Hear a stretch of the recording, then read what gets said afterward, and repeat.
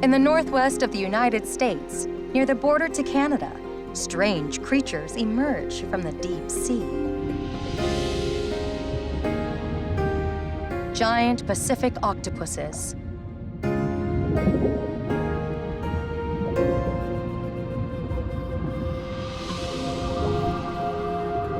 With 9 brains and 8 arms spanning up to an incredible 30 feet.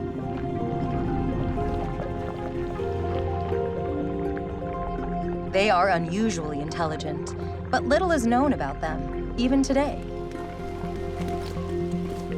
Marine biologist Florian Graner explores these secretive aliens and finds out octopuses have unique personalities.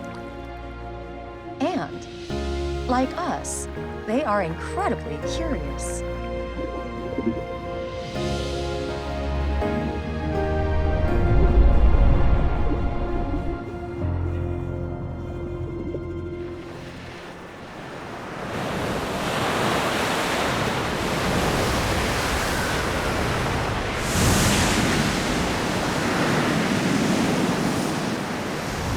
Where the stormy waters of the Pacific Ocean meet the continental Pacific Northwest, nutrient-rich water flows from the depths of the ocean along jagged mountain ranges far into the fjords of the Salish Sea. Deep-sea inhabitants can even be found near the metropolis of Seattle. 5-meter-long, blunt-nose, 6-gill sharks. And primeval chimeras, or ratfish, live an unusually shallow depth here, depths where humans are still able to dive. And sometimes encounter a giant Pacific octopus.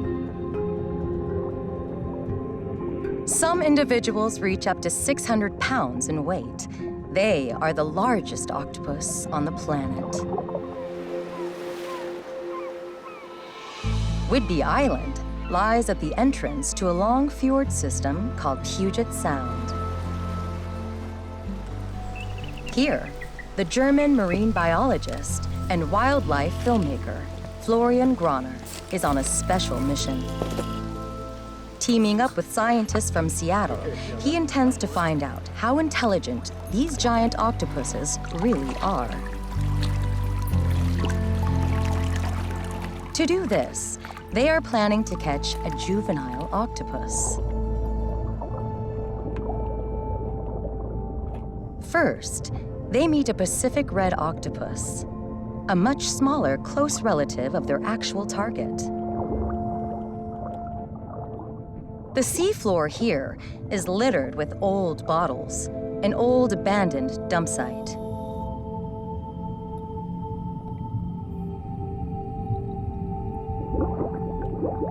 Overgrown with barnacles, they provide ideal hiding places for young octopuses. Octopuses are soft-bodied and have no shell or internal bones. Instead, they rely on camouflage, agility, and intelligence to survive. Out here, the ocean is full of predators, and smaller octopuses out in the open are vulnerable.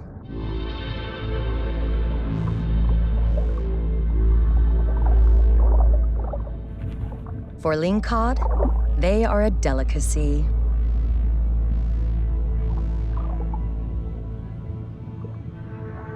This young octopus is struggling for survival, putting up a fight to not be swallowed. Finally, the divers find their prize. Hidden in an old bottle, they discover a young female giant Pacific octopus.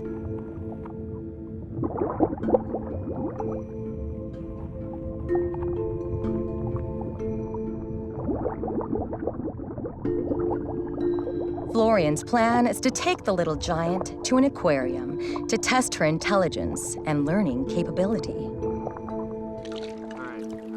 After a year, she will be released back into the ocean, much bigger and less likely to become prey. Shoot. I think you're in there. Like a genie out of a bottle, Her body slides into the transport container. Because octopuses are mollusks with no skeletons, they fit through the tiniest openings.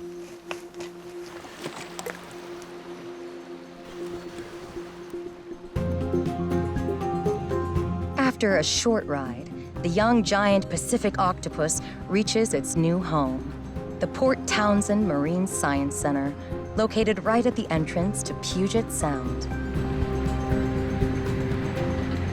Hey, Ellie. Hi, Florian. Let's get Ellie. Let's do this. Florian Graner, an aquarist, Alexandra Redman, already have a name for the little octopus, Eleonora, or Ellie for short. Okay. I'm really excited to see how Ellie will settle into her new environment and how we will connect. She's getting the biggest tank here at the Marine Science Center, too.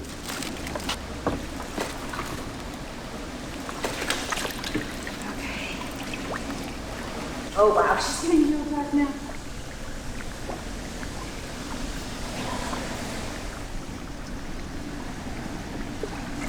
She likes her critter carrier.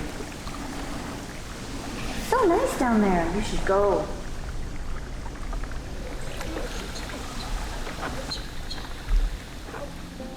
Eleonora's body is fist-sized. Her tentacles already span nearly 2 feet. She is around 2 years old.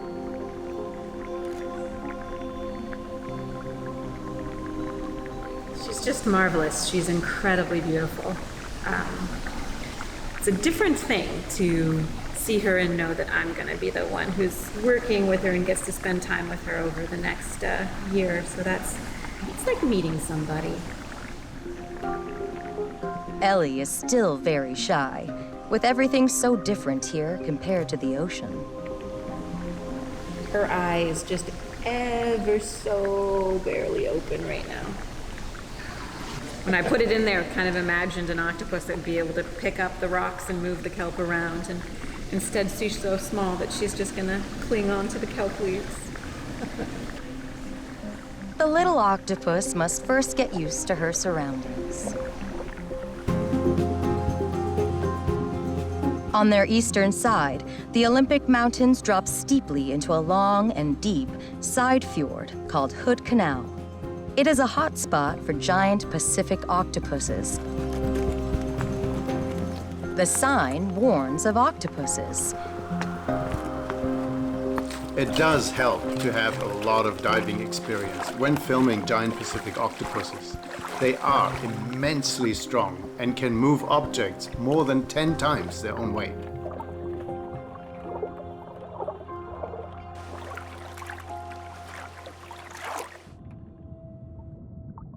Every time, Florian dives into a completely different world.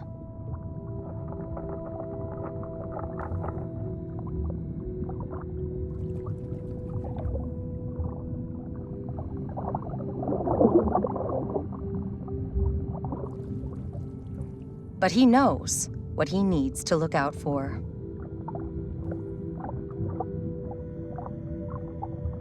Finding a giant Pacific octopus can sometimes be quite easy.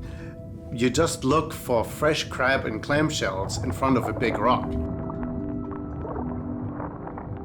The octopus examines the diver from the security of its den. The big animals are shy, for a good reason.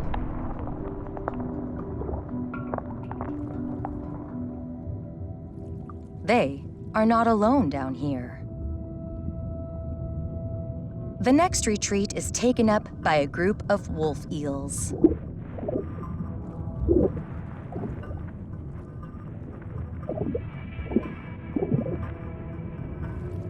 With their powerful jaws, they crack open crabs, mussels, and sea urchins.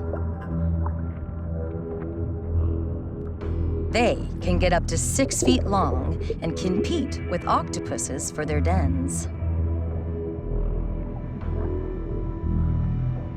Wolf eels regularly share a den and pair for life. Like any old couple, they certainly banter with each other. But when it's important, they stick together. One protects their castle, while the other heads out to hunt.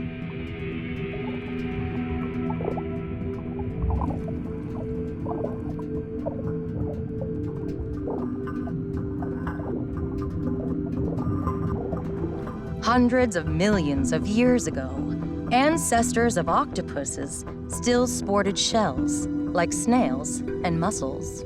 Octopuses and squid sacrificed this protection for greater freedom of movement and agility.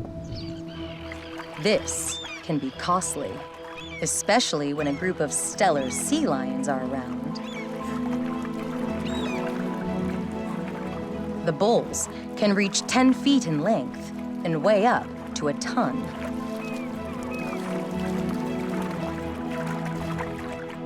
Even the much smaller females can still tip the scales at 700 pounds.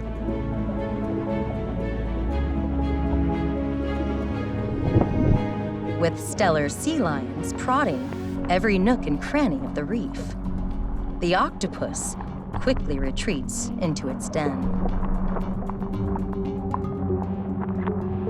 and starts to build a wall, blocking the entrance for further protection. But at first, the sea lions are busy investigating Florian.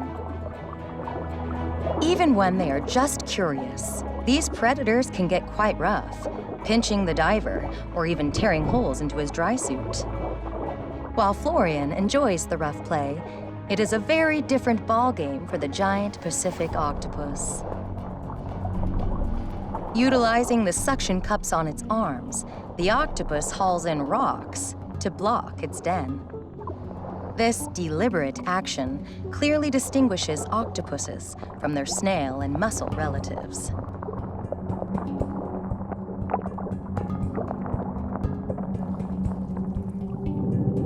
Intelligence is its key to survival.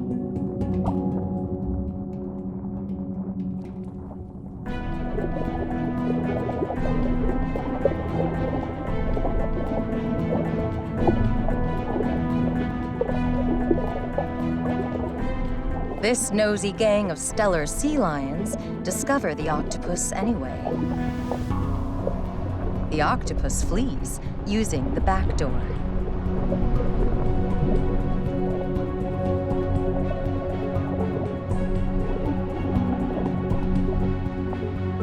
By rapidly forcing water out of its muscular mantle cavity, disappearing into the depths by means of jet propulsion, and by obscuring the vision of its pursuers behind an inky cloud.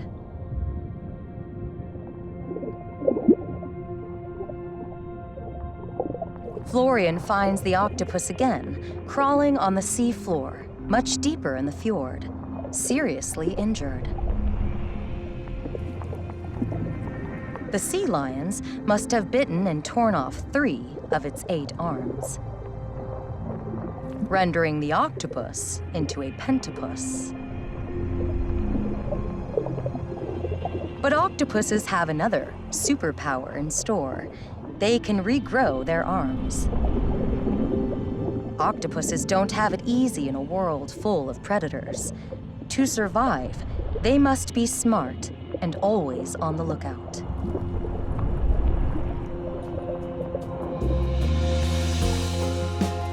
Port Townsend, at the entrance to Puget Sound, used to be an important early American settlement and harbor. Founded in 1851, the town is old by Pacific Northwest standards, featuring vintage Victorian buildings. The Port Townsend Marine Science Center is open to the public and focuses on Salish Sea marine life and its conservation. After a week, Eleonora has already lost some of her shyness. You think you're gonna sneak up on me? You can't sneak up on me.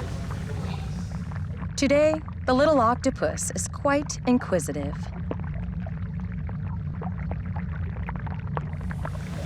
And Florian is also excited to see her again.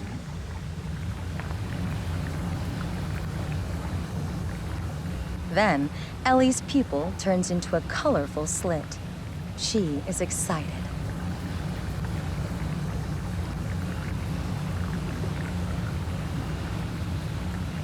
And makes a grab for Alexandra's hand. No glass in the way up here.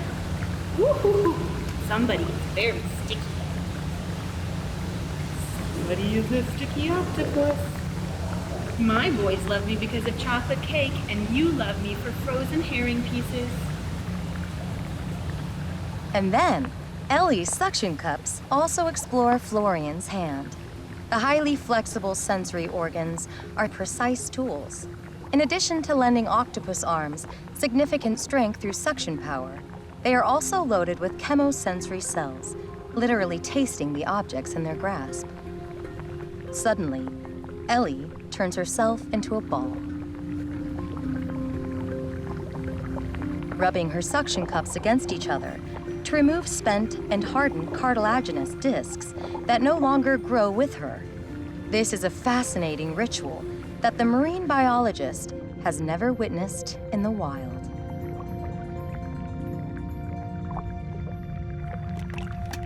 Today's meal is a popsicle, ice with herring, mussels, and shrimp.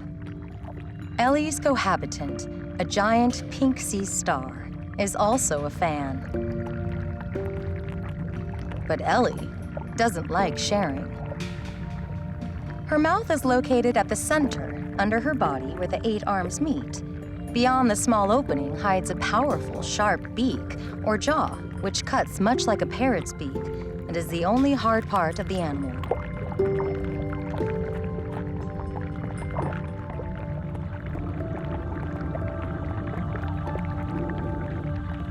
As Ellie sifts through the popsicle, some edible pieces also reach her neighbor.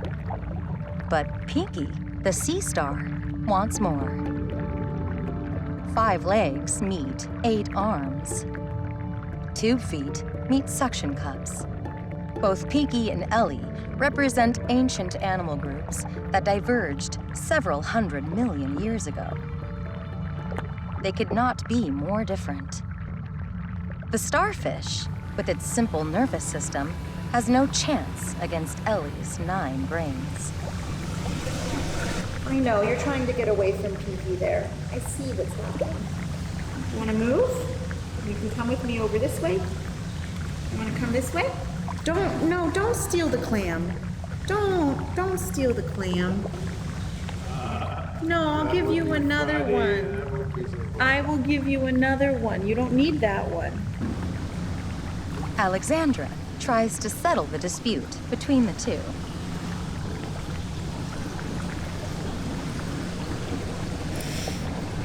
She very definitively pulled it away from me.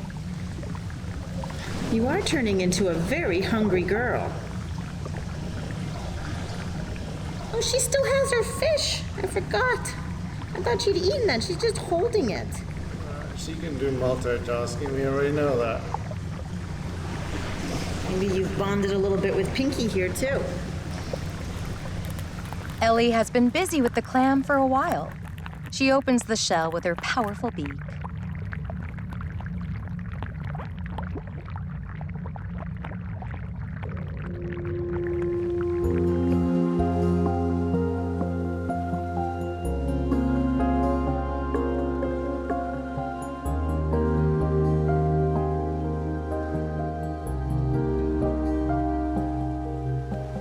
Florian is getting everything ready for a night dive. Diving at night is always very special. Different animals emerge from the depths, like ratfish or chimeras. Because it's pitch black around you, you really focus on what appears in the beam in front of your underwater lights. You also see different behaviors. Giant Pacific octopuses like to forage under cover of darkness, and I'm much more likely to see them out of their dens. The marine biologist has visited the den of this female octopus many times. She has learned to accept the bright underwater lights.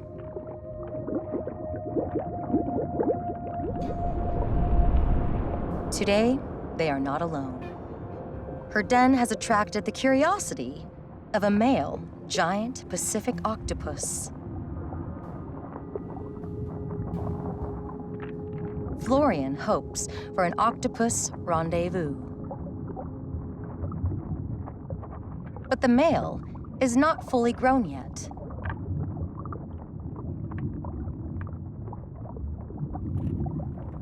The mating ritual of octopuses is quite unusual. After intimate courtship, the male inserts its spermatophore into the mantle cavity of the female. But this young fellow clearly gets rebuffed. Octopuses only reproduce once in their lives, so females are extremely picky and size matters to them. This male was quite likely still too small. She will patiently wait for a much larger and more mature partner. It is the only time in the life of an octopus when these usually solitary creatures seek the company of their own species. His time may still come. The night dive was a success for Florian. Encounters like these are very rarely witnessed.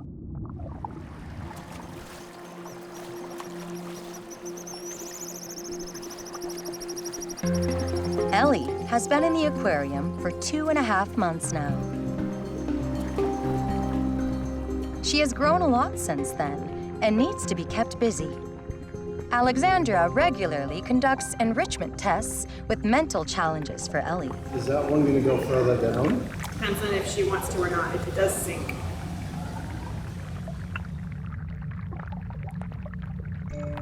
Faced with tasks unlikely to occur in the wild, Ellie immediately tackles the problem with curiosity and determination.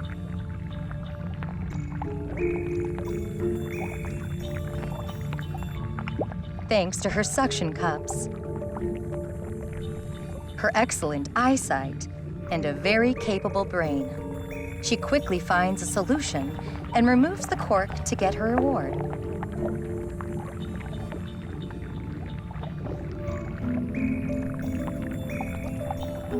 With a combination of physical skill and intelligence.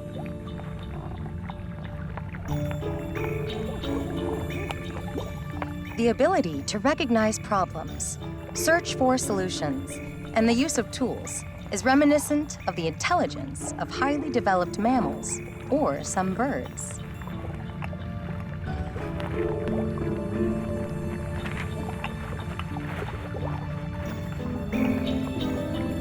A feat the rockfish can only dream of.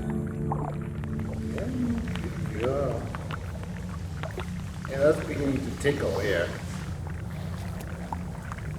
After this intellectual performance, Ellie is up for close contact with her human friends. She even seems to have a sense of humor. Hi. What you gonna do? Hey.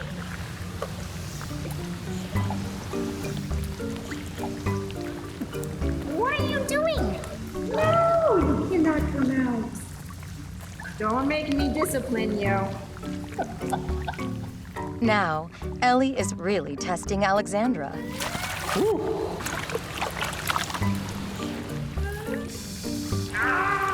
still doing it. Look, and she's like, oh, I will come out of the tank.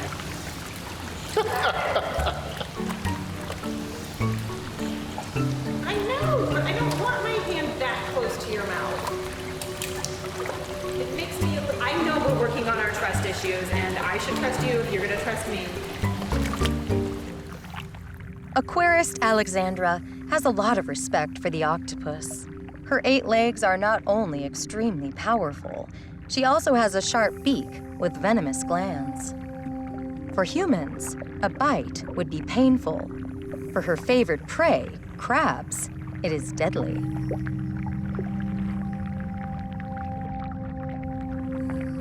Her hunting strategy is well planned.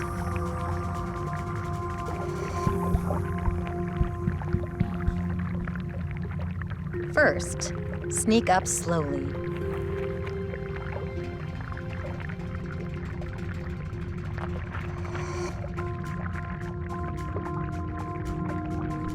Then, a quick grab. The crab defends itself, but its claws can't get a grip into Ellie's soft body. A single bite, and she injects the debilitating neurotoxin into her victim.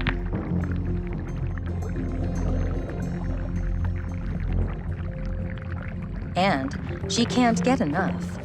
She has hardly dispatched the first crab when she already goes for the next one. Why else would you have 8 arms? To avoid any confusion, the larger central brain coordinates the 8 nerve clusters, small brains, located directly in the arms, which control each arm independently. Ellie demonstrates why octopuses are the ultimate crab-killing machines.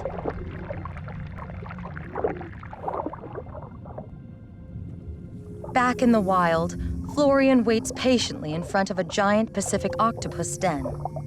Startled by a school of rockfish, a red rock crab walks directly into the lion's cave.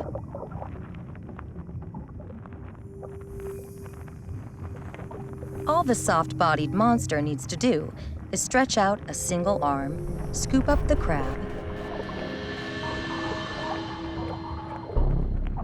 and bite. The venomous cocktail takes immediate effect.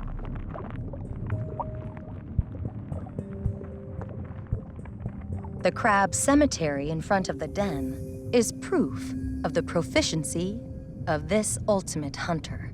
When prey is spotted, the central brain sends a general message to the 8 nerve centers in the arms with the command to seize it. The small brains and the tentacles mostly act autonomously. This is where the majority of the nerve cells are located. A very efficient way to coordinate 8 arms, alien to us, but tested and refined over millions of years.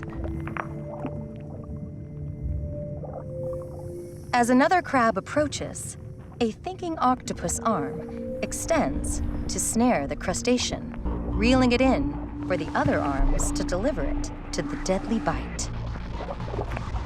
An octopus can catch and process food at the same time, hunt and feed simultaneously. This is the ultimate form of multitasking. Sunflower sea stars are attracted to the scrap piles in front of the octopus den, a source of food for scavengers of all sorts.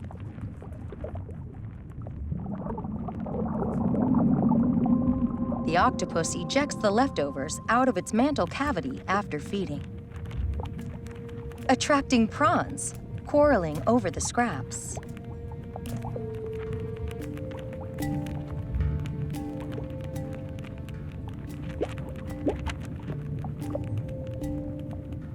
Some crabs also don't object to feeding on the remains of other crabs.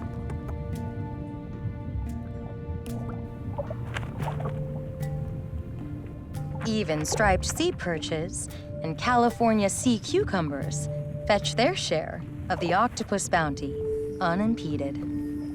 Because even this high-performance hunter eventually fills up and needs to rest.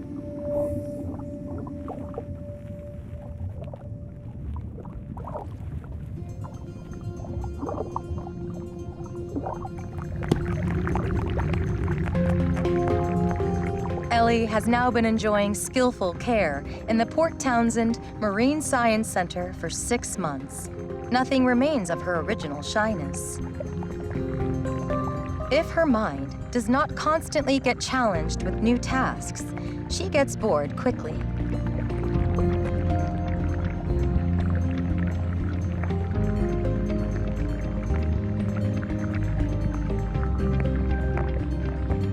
Then, she impatiently waits for more action out in the open, attached to the glass wall.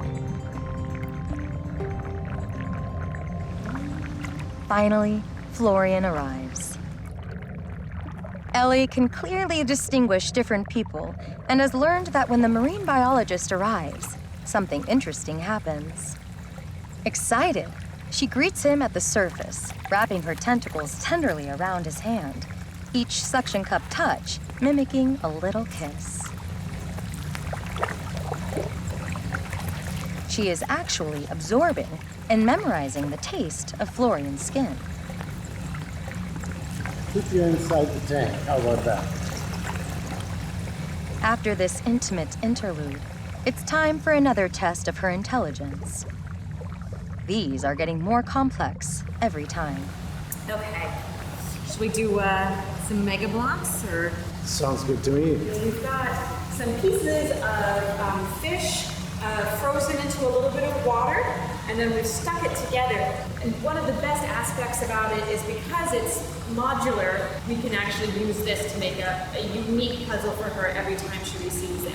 This is the largest one she's gotten to date, so I'm excited to see how she likes this. Immediately, Ellie gets down to work.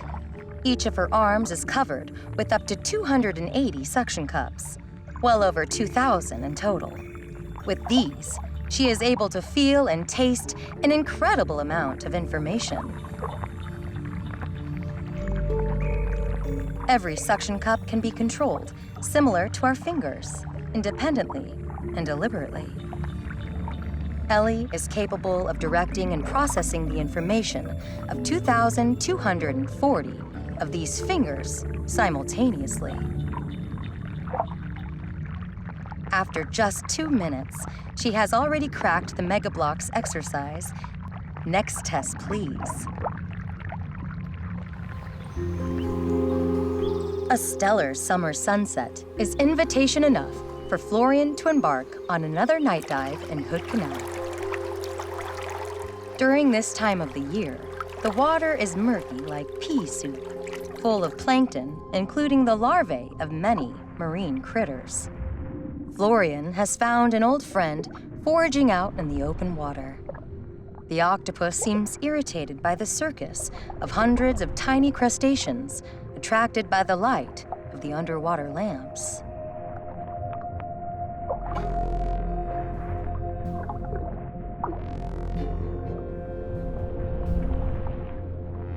But the wild octopus is still happy to accept Florian's attention.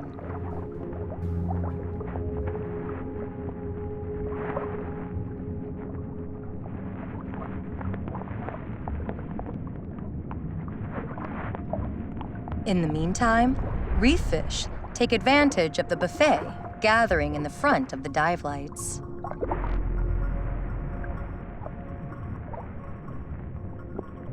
The mass of excited plankton is too much for the octopus, who chooses to retreat into the next available crevice. The giant Pacific octopus can squeeze through the narrowest of gaps, as long as the only hard part, the beak, can fit through.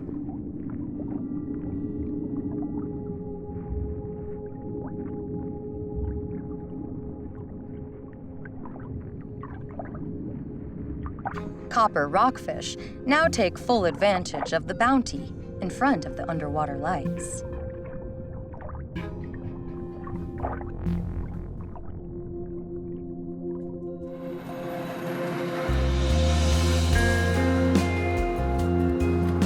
Florian is on the road to Seattle, the region's lively and busy metropolis.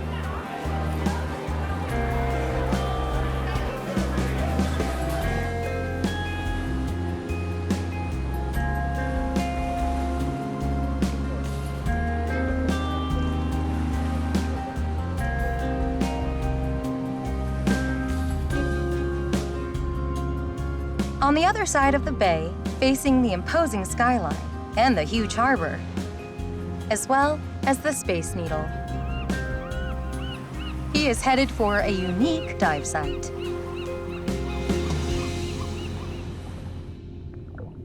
The Old Harbor Basin offers plenty of good hiding places. This site has a reputation for its octopuses, and Florian is revisiting a site where he last saw a fully grown female.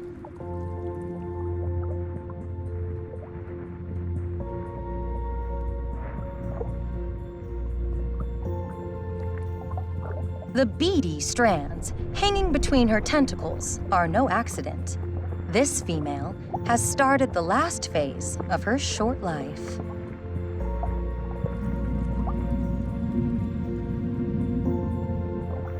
She has mated some months ago and kept a spermatophore until the time was right to fertilize her eggs. Then, she attached well over 100,000 eggs to the ceiling of her den.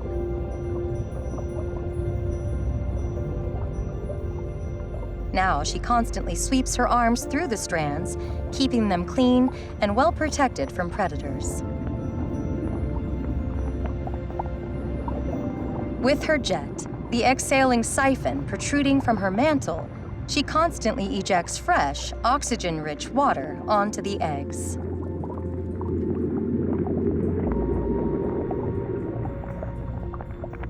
Not even a crab walking straight into what normally would be a certain death will distract her now. This female octopus will now remain in her den without feeding until the larvae hatch 6 to 8 months later. Then this nursery will become her last resting place.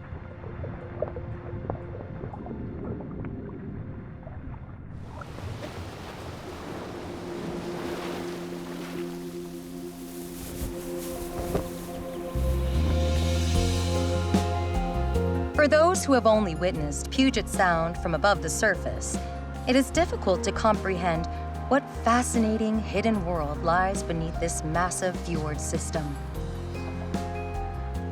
Stretching 100 miles from north to south.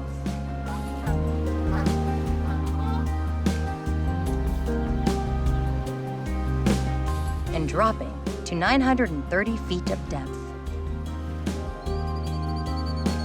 It was here where Eleonora was caught 10 months ago. In the meantime, she has grown to an impressive size in the Port Townsend Marine Science Center.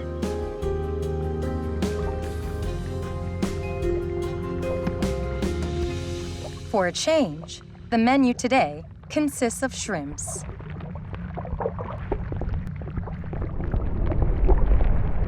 And Ellie displays a further feature of her fluid body, and a hunting technique which even the marine biologist has never witnessed. She just does it all the time now, kind of like a play behavior. Between her arms, Ellie has fine, usually retracted and well-hidden folds of skin. If needed, she can extend this skirt-like cuticle into an impressive web, leaving the shrimp little room to escape.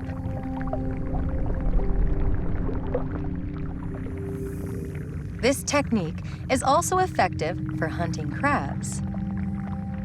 A careful approach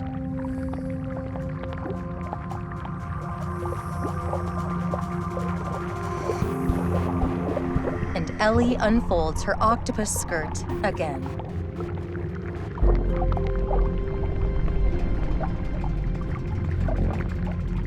With this feature, Ellie can also include the glass of the tank into her hunting strategy. The skin web is unleashed by tiny muscles in the skin folds of the arms. Just like the skin lobes, which octopuses use to obscure their shape and to mimic their surroundings, effectively camouflaging themselves. The horn-like lobes above the eyes are a clear sign of excitement. It becomes clear to Florian that the tank is getting too small for the quickly growing Giant Pacific Octopus.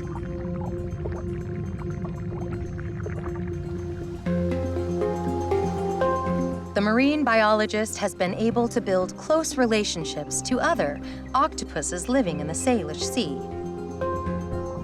I've spent a lot of time underwater with some individual octopuses out in the Sound, and I got to know some of them quite well. They really have their own personalities, and I find it easy to connect with them, despite them being so very different from us. That is exactly what I find so fascinating about them. This fascination appears to be mutual, as is the curiosity. The octopus reaches out to Florian and touches him, as if it were a greeting ceremony. Today, the equipment seems to be of particular interest.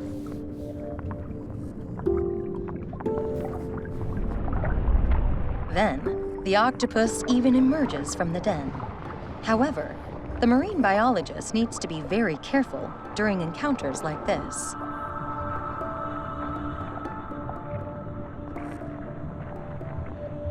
While giant Pacific octopuses aren't known to attack humans, they could pull the mask off his face or snag the breathing hoses.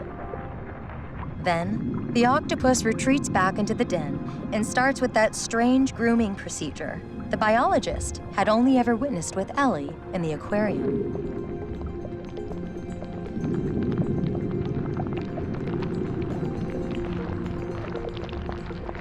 In a ball of rotating arms, the octopus rubs the suction cups against each other, thereby removing the old cartilaginous discs, which are replaced with new and larger ones. This grooming method is part of the growth cycle and needs to be performed. The discs do not grow with the animal. Florian has only seen Ellie perform this ritual before. Like a grand finale, the octopus evicts the spent discs with a powerful jet from the siphon.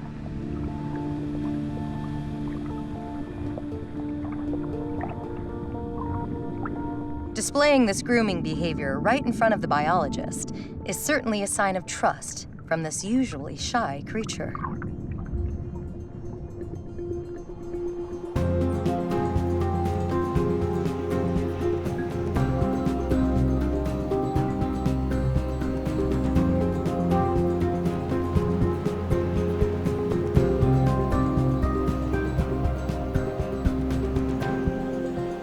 Back in the Marine Science Center, Ellie's return to the ocean is fast approaching. 11 months ago, she was discovered in a little bottle. Now, a big bucket serves as her temporary home. Our goal is to keep her as relaxed as possible and to also keep her submerged in the water the whole time. Ellie is relaxed and has no objection to being handled. The transfer into the transport net goes smoothly. Alexandra is anxious to direct a successful release.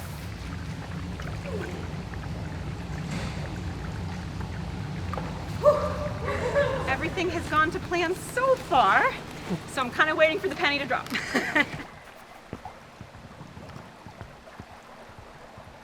The time has come. Florian will take Ellie back into the ocean. Eleanor, in the ocean.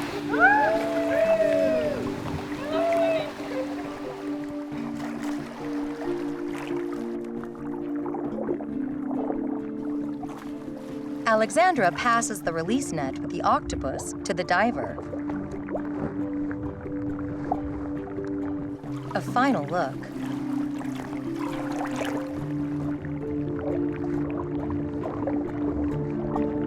And they both disappear into the depths.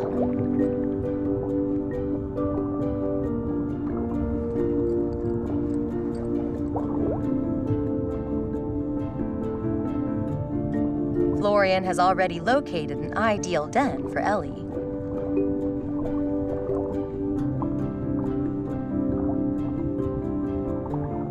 A hollow tree trunk used by other octopuses before.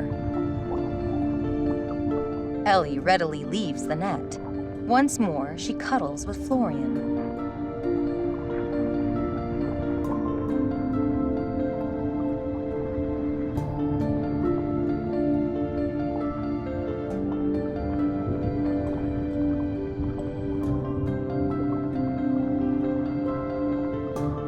Then, as if she'd never lived anywhere else, she moves into her new home.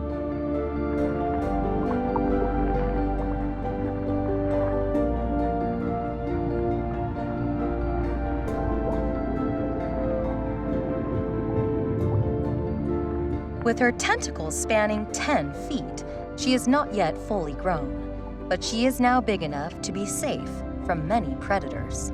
She has become quite a predator in her own right. There is an abundance of prey here.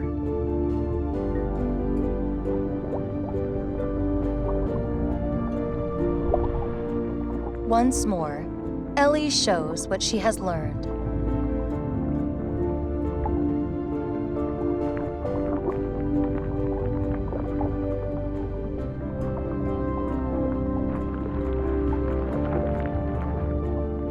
Florian hopes she will settle into her new surroundings well.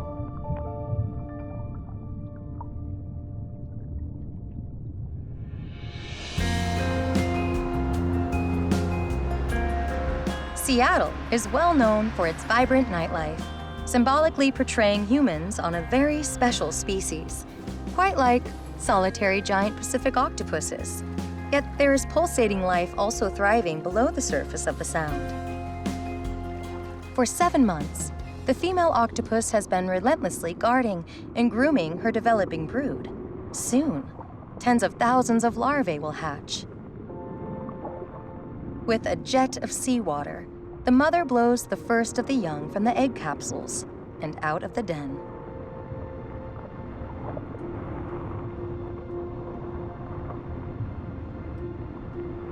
They are hardly bigger than a grain of rice, but already equipped with tiny tentacles, drifting away with the tidal current.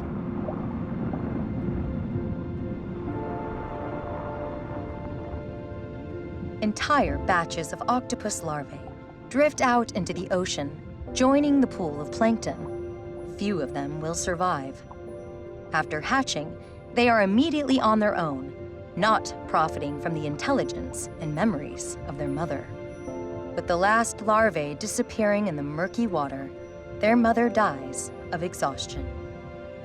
It does get under your skin to experience how a female octopus devotes the rest of her life towards her brood. They only get to be 4 years of age, 5 at most.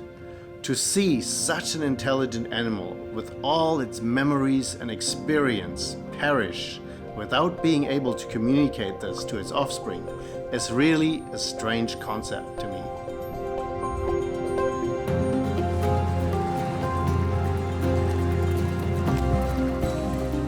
It's been a few days since Ellie's return to the ocean.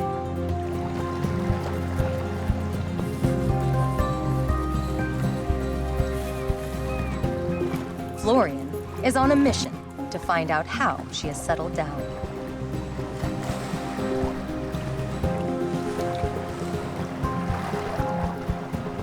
A family of river otters accompanies him on the way down.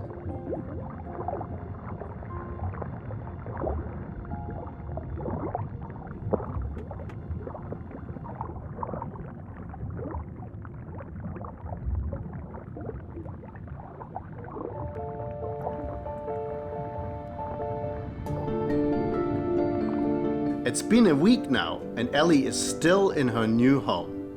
I am delighted to see her again. She looks great and satisfied and clearly dined well out here.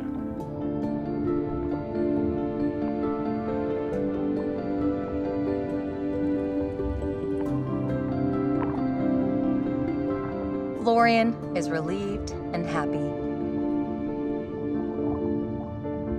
Sadly, this was the final meeting between them. When Florian returned the next time, the tree trunk was empty.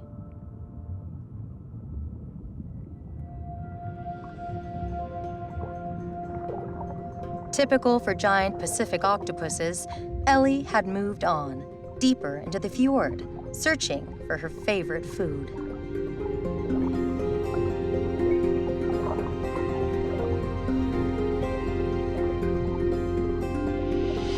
Each time I see giant Pacific octopuses now, I have to think of Ellie. How we connected, how gentle she was.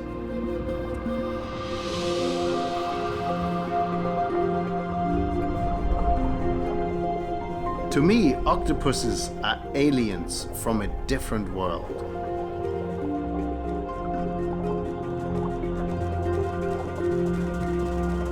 It is as if evolution conducted 2 very separate experiments with intelligent life. One leading to birds, mammals, and us humans, the other to this multi-talented, soft-bodied critter with 8 arms. Which leads me to a strange idea. What if octopuses lived to 100 years of age? Would they then dominate life in the ocean?